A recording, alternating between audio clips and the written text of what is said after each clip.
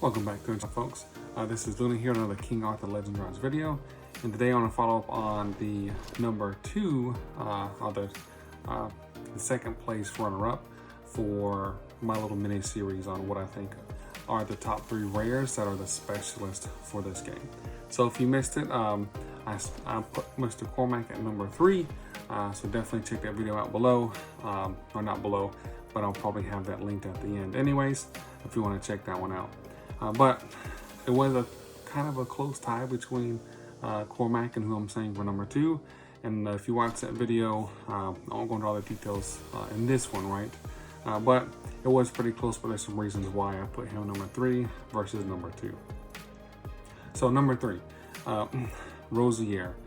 Now, Rosier's Flame Relic is obviously her best one. And I think you start out with her Storm. I can't remember for sure, but definitely not her Flame Relic.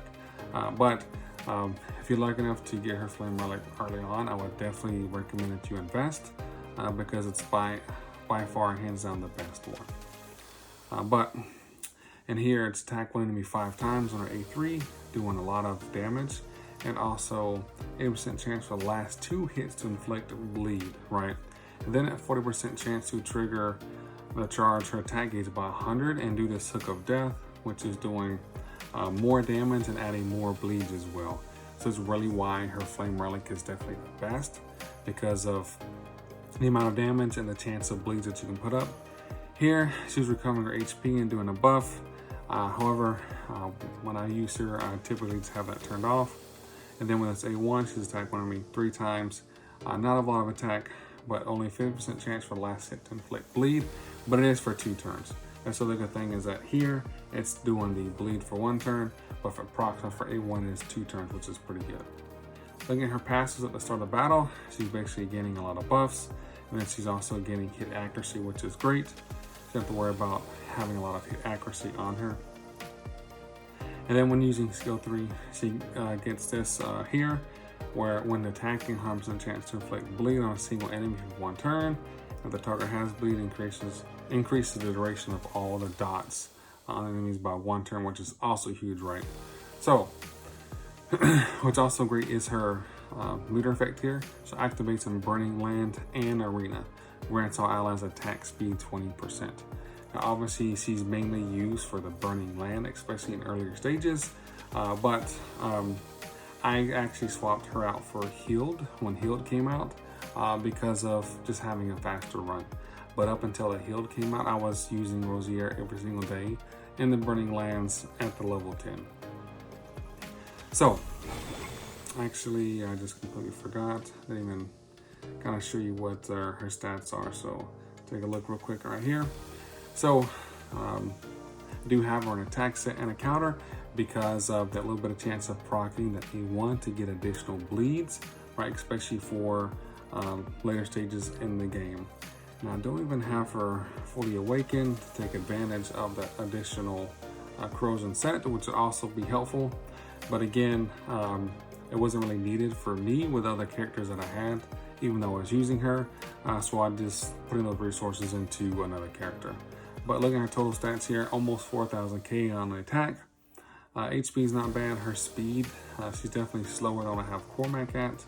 But again, she was not so much an arena specialist as Cormac is, even though just as with Cormac, I was seeing her a lot in the earlier stages of arena until first progress further on, which now unfortunately it's a lot of Brennans and Ains is kind of the meta, but I digress. So the reason why I put her over Cormac is, again, jumping around here, but hopping back in real quick to look at her overall kit, is 1, she can give you that 20% in arena, which is good.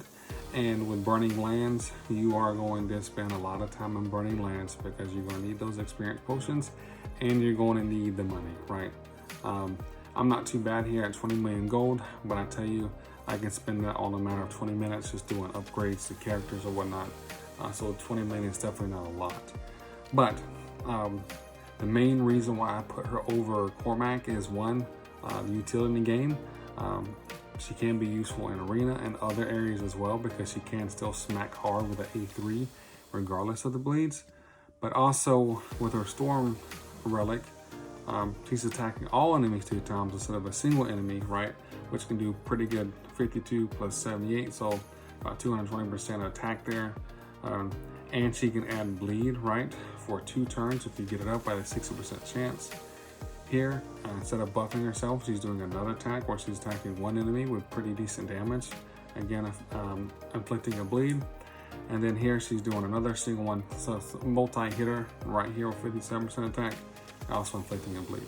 I also use her in my earlier stages of pin bit as well, just because of these number of multi-hits that she can get. But her Frost relic is rather similar to the Storm, where she's doing attacking all enemies 2 times with pretty decent damage. Again, here with this relic, she's buffing herself similar to the Flame. And again, she's doing attacks on enemy 3 times here with 57% attack. And then it gets up to 50% chance of inflicting bleed if you have this maxed out. But if you look at it, obviously her Flame does a lot more because it's 1 enemy with a lot more damage. But she's looking at doing all enemies 2 times, so kind of similar to Cormac, where her 1 relic is far better than the other ones. But I would say compared to the 2, that her relics are just slightly better overall than Cormac's.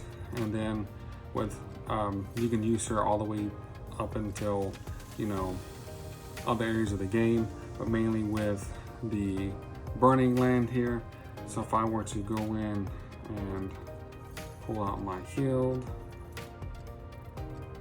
and drop in her.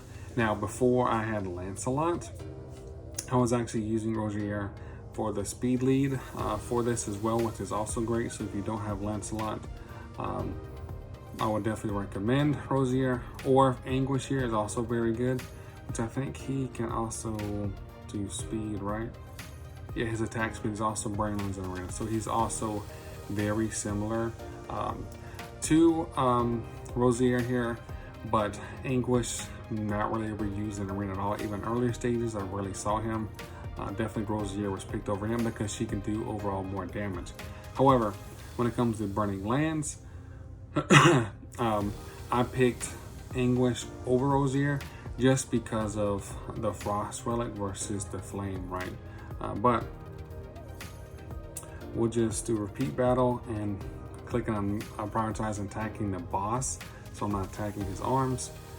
But you can see here, it won't be as fast as my healed run, which I definitely do not have my heal built out to where I'm doing a one-hit wonder thing and it's over in like 3 seconds. However, we'll take a look at the total stats at the end to see that she will put up a lot of damage with those dots. And of course, Vivian is great because she converts those dots to heals over time. Before I had Vivian, I was definitely using the uncommon character Jarrett, which he's definitely still usable. Before I got Vivian and before I got Lancelot, I was using a Rosier and my Anguish, my Jarrett, even at stage 10 in this game, and still being able to clear it with no problem. And Gorgos can smack pretty hard, so if you don't have her Flame Relic, that could be slightly of an issue. But also earlier before Vivian, I was using Isolde because she can also do some heals and some, I think, remove some of the dots as well that Gorgos will get. But you can see between you got Lancelot doing dots, you have Anguish doing dots, you have Rosier doing dots. So look at the battle stats real quick. My offense. So we got Lancelot doing 594,000, Rosier doing 487, and Anguish doing 425. Actually, it probably would even make more sense if I were to pull my Anguish out and just put Rosier in there because she's doing, you know, more damage than him. But when it comes to utility, you can use her in, say, story mode as well, even though she doesn't give you that aura like Cormac does with the story, but she can do a lot of damage. And there are other areas of the game, especially like Forbidden Dungeon, where you need to use dots to take the enemy down versus outright damage as well. And then, you know, looking at Hall of Conquerors, if you didn't have some of these other characters, when like say Blazing Gorgos comes around, she's also a very viable option there. because obviously he's susceptible to those damage over time.